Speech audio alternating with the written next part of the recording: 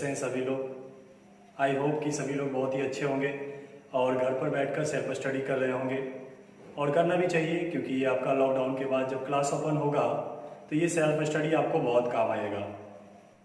लगभग आप सभी लोगों के पास एक प्रॉब्लम होता है कि सर मैं तो सेंटेंस पढ़ लेता हूँ, सेंटेंस लिख लेता हूँ, लेकिन जब हिंदी से इंग्लिश और इंग्लिश टू हिंदी करने की बारी आती है तो वहाँ पे आप फंस जाते हैं। तो यह प्रॉब्लम जो है सेंटेंस अरेंजमेंट के अंदर आपको जानना है, क्योंकि सेंटेंस अरेंजमेंट अगर आपको नहीं आता है तो ना आप हिंदी से इंग्लिश अच्छे से कर पाएंगे, ना इंग्लिश टू हिंदी आप अच्छे से कर पाएंगे। तो आज मैं आपके लिए यही एक नया टॉपिक लेकर आया हूं जो कि आपके लिए है सेंटेंस अरेंजमेंट। मैं आपको इस टॉपिक में आपको बताऊंगा आज कि आप किसी सेंटेंस को जो हिंदी है उसकी इंग्लिश आप अच्छे से कैसे कर सकते हैं और इंग्लिश टू हिंदी आप आसानी से कैसे कर सकते हैं। सबसे पहले आपको कुछ ट्रिक्स समझने होंगे कि सेंटेंस बनाने के कितने तरीके हैं। तो जानिए, सेंटेंस बनाने के दो तरीके होते हैं, एक एक्टिव फॉर्म, दूसरा passive form. Active form, passive form. कोई भी सेंटेंस या तो एक्टिव फॉर्म में होगा या वह पैसिव फॉर्म में होगा, है ना। तो यदि आप दोनों का फॉर्मेशन जानते हैं, दोनों सेंटेंस फॉर्मेशन जानते हैं, तो आप आसानी से सेंटेंस को तैयार कर सकते हैं। लेकिन अगर आपको कोई एक भी फॉर्मेशन नहीं आता है तो आपको प्रॉब्लम तो होगी। जैसे कि एक्टिव फॉर्म जो है वो लगभग सभी लोगों को आता है, लेकिन इसका जो पैसिव फॉर्म है यहां पे ही आकर आप फंसेंगे। कुछ एग्जांपल मैं देता हूं, आप देखिएगा। जैसे कि मैं अंग्रेजी बोलता हूं, ये सेंटेंस 100 में से 95 लोग बना देंगे। मैं अंग्रेजी बोलता हूं, आई स्पीक इंग्लिश, यह एक्टिव फॉर्म में सेंटेंस है, लेकिन आपको बनाना है अंग्रेजी बोला जाता है या अंग्रेजी पूरी दुनिया में बोला जाता है। ये सेंटेंस शायद ही आपके 20 या 30% लोगों से बनेगा, है ना। तो यही चीज आपको सीखना है। इस प्रकार के जब सेंटेंस आपको आएंगे, जब पैसिव फॉर्म में सेंटेंस रहेंगे, तो आपको उसका हिंदी टू इंग्लिश और इंग्लिश टू हिंदी कैसे करना है ये जानिए। तो आज मैं आपको कुछ अरेंजमेंट बताता हूं, ध्यान दीजिएगा सभी लोग। और ये वीडियो आपको सभी को अंत तक देखना है, क्योंकि मैं आपको 2-3 टेक्निक बताऊंगा, वो सारे टेक्निक आपको सीखने हैं, है ना। तो धैर्य से आराम से वीडियो देखिए, सीखिए, समझिए, और बीच बीच में मैं आपको कुछ क्वेश्चंस पूछूंगा जो कि आपको कमेंट करना है। तो पहला तरीका है, पहला आपका अरेंजमेंट है जाता है, जाती है, जाते हैं। अगर इस तरह का फिनिशिंग सेंटेंस दे रहा है हमारा पैसिव फॉर्म में, तो अंग्रेजी बोला जाता है। अभी छोटा सेंटेंस मैं आपको बता रहा हूं और इसके तुरंत बाद मैं बड़े बड़े सेंटेंस भी करके दिखाऊंगा। अंग्रेजी बोला जाता है,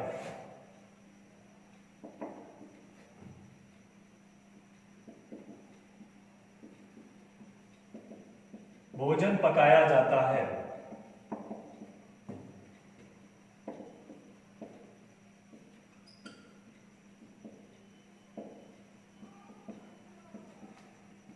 शिक्षकों का सम्मान किया जाता है।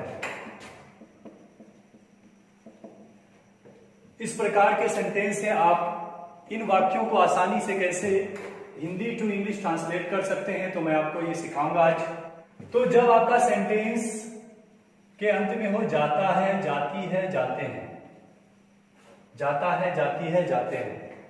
एक और सेंटेंस देखिए, पौधे लगाए जाते हैं, जाता है, जाती है, जाते हैं। और इसके जस्ट पहले कोई पास्ट क्रिया हो, पास्ट क्रिया। अब पास्ट क्रिया क्या होता है? तो क्रिया 3 रूप में होगा, कोई भी क्रिया में इस काम 3 रूप में होगा। वह या तो प्रेजेंट में होगा, या पास्ट में होगा, या फिर फ्यूचर में होगा, है ना। पढ़ता है या पढ़ना, या प्रेजेंट में है। पढ़ना को अगर हम पास्ट में ले जाते हैं तो हो गया पढ़ा, लिखना को पास्ट में ले जाते हैं तो लिखा, खाना को पास्ट में ले जाते हैं तो खाया, दौड़ना को पास्ट में ले जाते हैं तो दौड़ा। ये हमारा पास्ट क्रिया हो गया। और उसके बाद होगा फ्यूचर क्रिया, जैसे पढ़ूंगा, खेलूंगा, नाचूंगा, दौड़ूंगा, ये होगा फ्यूचर क्रिया। तो हमारा जाता है, जाती है, जाते हैं के तुरंत पहले हो पास्ट क्रिया, बोला, पकाया, सम्मान किया, लगाया। तो इस कंडीशन में आपको एक सिंपल स्ट्रक्चर यूज करना है, पैसिव फॉर्म का एक सिंपल स्ट्रक्चर यूज करना है, जिसके यूज से आप आसानी से इस प्रकार के वाक्य, चाहे वो 4 हो, 400 हो, 4 लाख हो, आप आसानी से उसका इंग्लिश ट्रांसलेशन कर सकते हैं। तो देखिएगा वो स्ट्रक्चर क्या होगा। आपको सबसे पहले प्रयोग करना है नाउन का। नाउन कहाँ आपको मिलेंगे, तो सेंटेंस के सबसे शुरुआत में नाउन है। ये जो भी देख रहे हैं ये सारे आपके नाउन हैं। उसके बाद आपको यूज करना है इच या एम या आर का। इस नाउन के अनुसार आपका क्या डिमांड है, इच का, एम का, आर का, आप वो देख लीजिए। और उसके बाद आपको प्रयोग करना है V3। ये आपका स्ट्रक्चर है, ये ध्यान दीजिएगा। इस स्ट्रक्चर को noun plus is am are plus V3 verb का तीसरा रूप लेना है, क्योंकि यहाँ पे हमारा पास्ट क्रिया है। तो देखिए इन वाक्यों को हम आसानी से कैसे बनाते हैं, आप ध्यान दीजिएगा। पहला सेंटेंस में आपका जो है, पहले सेंटेंस में आपका नाउन है अंग्रेजी। अंग्रेजी की इंग्लिश होगी इंग्लिश। इसके अनुसार आप इजेमार ले लीजिए, तो इंग्लिश के अनुसार आपको इज लेना होगा, इच। अब आप देखिए कि verb V1, V2, V3, V4, V5 ये कोई भी वर्ब फॉर्म हो, ये वर्ब होता है, वर्ब का ही रूप होता है। और वर्ब की हिंदी होती है क्रिया, क्रिया में काम। अब देखिए सेंटेंस में काम क्या हुआ, तो सेंटेंस में काम हुआ बोलने का। बोलने का इंग्लिश होता है स्पीक, और स्पीक का V3 होता है स्पोकन। स्पोकन, तो आपका सेंटेंस तैयार हो गया, इंग्लिश इज स्पोकन। अंग्रेजी बोला जाता है, इंग्लिश इज स्पोकन। दूसरा सेंटेंस देखते हैं, भोजन पकाया जाता है। भोजन, यहाँ पे नाउन हमारा है भोजन, भोजन की इंग्लिश होगी फूड। इसके अनुसार आप इजेमार दे दीजिए, तो फूड लेगा इज। उसके बाद V3, तो वर्ब आपका है यहाँ है पकाया, पकाया मीन्स पकाना, पकाना की इंग्लिश कुक, कुक का V3 कुक्ड। तो आपका सेंटेंस तैयार हो गया, फूड इज कुक्ड, भोजन पकाया जाता है। तीसरा, शिक्षकों का सम्मान किया जाता है। शिक्षकों की इंग्लिश होती है टीचर्स। यहाँ नाउन आपका शिक्षकों है, तो टीचर्स। टीचर्स के अनुसार इच एम आर क्या होगा, तो यहाँ पे आपका इज नहीं होगा, एम नहीं होगा, आर होगा, तो आप यहाँ पे आर ले लीजिए। उसके बाद आपकी क्रिया क्या है, V3 क्रिया क्या है आपकी, तो सम्मान करना। सम्मान करना का इंग्लिश रिस्पेक्ट, रिस्पेक्ट का V3 होता है रिस्पेक्टेड। तो यहां आपका सेंटेंस तैयार हो गया, टीचर्स आर रिस्पेक्टेड, शिक्षकों का सम्मान किया जाता है। अब बोलेंगे सर ये का की इंग्लिश क्यों नहीं दी, तो का यहाँ पे सेंटेंस को केवल सपोर्ट करने आया है, इसकी इंग्लिश यहाँ कुछ नहीं बनेगी, है ना। ये सेंटेंस को सपोर्ट कर रहा है, अगर का हटा दीजिएगा तो सेंटेंस का सपोर्ट टूट जाएगा, है ना। इसलिए इसकी कोई इंग्लिश यहाँ पे नहीं बनेगी। आपका सेंटेंस तैयार हुआ, टीचर्स आर रिस्पेक्टेड। चौथा है पौधे लगाए जाते हैं। पौधे लगाए जाते हैं, तो पौधे लगाए जाते हैं ये आपको खुद से बनाना है। पौधे का प्लांट्स होता है, और इस तरह से आप इसको बना लीजिएगा। लगाना का इंग्लिश नहीं आता है तो मैं बता देता हूं कि इसका इंग्लिश प्लांट होता है, पौधा का भी प्लांट और लगाना का भी प्लांट। आप इसे खुद से बनाइए और इसे कमेंट बॉक्स में कमेंट कीजिए, मैं देखूंगा कि आप लोग में से कितने लोग इसको सही बनाए हैं। और अब इस सेंटेंस को थोड़ा बड़ा करके बनाते हैं, थोड़ा बिगर सेंटेंस बनाते हैं।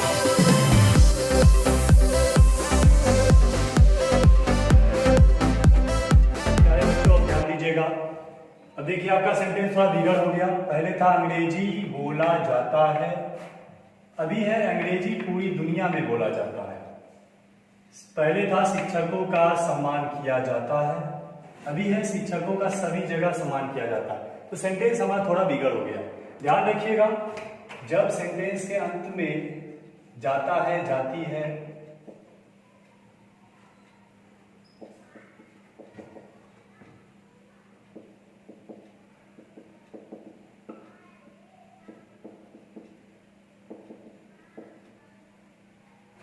जब सेंटेंस के अंत में जाता है, जाती है, जाते हैं हो, और इससे तुरंत पहले कोई पास्ट क्रिया हो,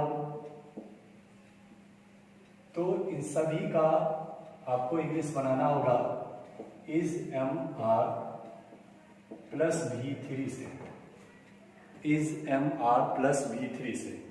तो देखिएगा ये सारे सेंटेंस के अंत में है जाता है, जाता है, जाते हैं, जाता है, और उससे तुरंत पहले एक पास्ट क्रिया है। तो हमारा यह नियम फॉलो कर गया, is M R plus V3 का नियम हमें यहाँ लगाना होगा। तो देखिए अब आपको क्या करना है कि एक स्ट्रक्चर है, उसके नियम पे आपको ये सेंटेंस बनाना है। इस सेंटेंस में आपको दो नाउन दिए गए हैं, एक दो, एक दो, एक दो, एक दो। ये है नाउन 1, ये है नाउन 2, है ना। पहला नाउन 1, दूसरा नाउन 2। तो इसी का यूज करके आपको एक स्ट्रक्चर तैयार करना है, उसी के अनुसार आपको बनाना है। देखिएगा इसको बनाने के लिए आपको नाउन 1 पहले लेना है, इसके बाद आपको इज एम आर का प्रयोग करना है, फिर V3 प्लस नाउन 2 का यूज आपको करना है। ये आपका स्ट्रक्चर तैयार होगा। इस स्ट्रक्चर पे आपको ये सारे सेंटेंस बनाने हैं, है ना। अंग्रेजी पूरी दुनिया में बोला जाता है, शिक्षकों का सभी जगह सम्मान किया जाता है, पौधे बगीचे में लगाए जाते हैं, भोजन रसोई घर में पकाया जाता है। इन वाक्यों को आप इस नियम पर बनाइए। देखिए मैं बनाकर दिखाता हूँ। पहला नाउन 1 आपका यहाँ है, आपको नाउन 1 दिया हुआ है अंग्रेजी। तो आप सबसे पहले इसका इंग्लिश लिख लीजिए, इंग्लिश के अनुसार आपको इज होगा। फिर V3, तो वर्ब आपको खोजना है कि क्रिया यहाँ क्या दी गई है। क्रिया है बोला मीन्स बोलना, बोलना की इंग्लिश स्पीक का V3 स्पोकन।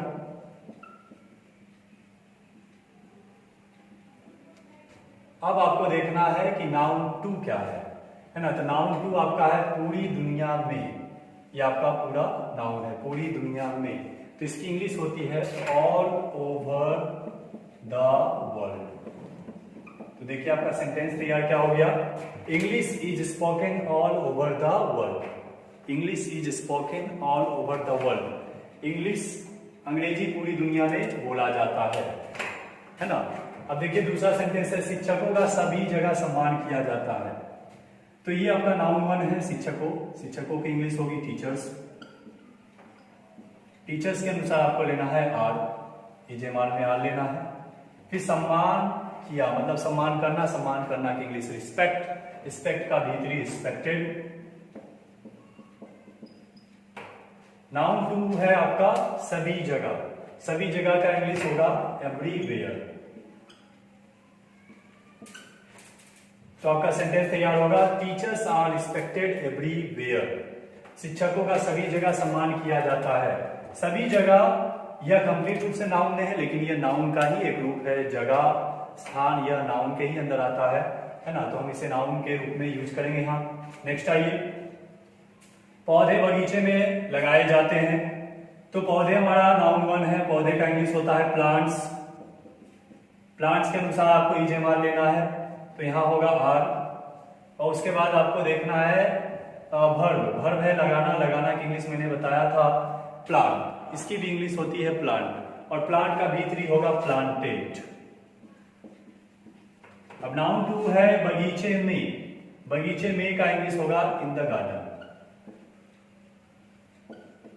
तो आपका सेंटेंस तैयार हो गया, plants are planted in the garden, plants are planted in the garden. इस तरह से देखिए कि आपको सेंटेंस अरेंजमेंट करने में आसानी हो रही होगी, है ना। ये ध्यान रखना है कि सेंटेंस अरेंज करने के दो तरीके हैं, एक्टिव फॉर्म, पैसिव फॉर्म। ये दोनों तरीके जब तक आपको नहीं आएंगे आप अच्छे से सेंटेंस का फॉर्मेशन नहीं कर पाइएगा।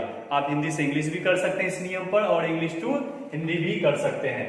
जो चौथा सेंटेंस है भोजन रसोई घर में पकाया जाता है, इसका आपको ट्रांसलेशन, इंग्लिश ट्रांसलेशन खुद बनाना है, और इसे आप कमेंट बॉक्स में कमेंट करेंगे। मैं चेक करूंगा, देखूंगा आपने कितना % सही बनाया है। तो रहने देते हैं आज के लिए यहीं पे, और अगला चैप्टर फिर मैं आपको लेकर आऊंगा। तो आप नेक्स्ट चैप्टर के लिए वेट कीजिए। मिलते हैं फिर।